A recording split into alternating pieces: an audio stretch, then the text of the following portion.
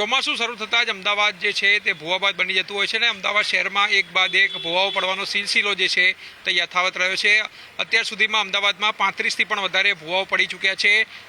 ગત સપ્તાહે જ કહી શકાય કે હાટકેશ્વર વિસ્તારમાં ભૂવો પડ્યો હતો, ત્યારે નારણપુરા વિસ્તારમાં પણ એક સાથે 2 ભૂવો પડતા અમદાવાદ મ્યુનિસિપલ કોર્પોરેશન દ્વારા જે છે તે કામગીરી શરૂ કરવામાં આવી છે।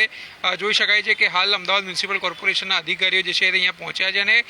કામગીરી જે છે તે કરાવી રહ્યા છે, કારણ કે નારણપુરાને જોડતો પલ્લવ 4 રસ્તાનો મુખ્ય માર્ગ છે અને રોજ લાખોની સંખ્યામાં જ્યારે અહીંથી વાહનો પસાર થાય છે ત્યારે અમદાવાદ શહેરીજનોને કોઈ પણ પ્રકારની સમસ્યાનો સામનો ન કરવો પડે તે માટે કામગીરી જે છે તે ઝડપી હાથ ધરવામાં આવી છે। અને ખાસ કરીને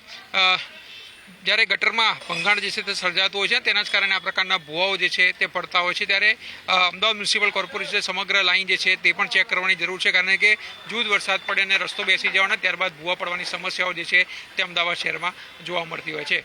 કેમેરામેન નરેશ બુટિયા સાથે આશુતોષ ઉપાધ્યાય, ન્યૂઝ કેપિટલ, અમદાવાદ।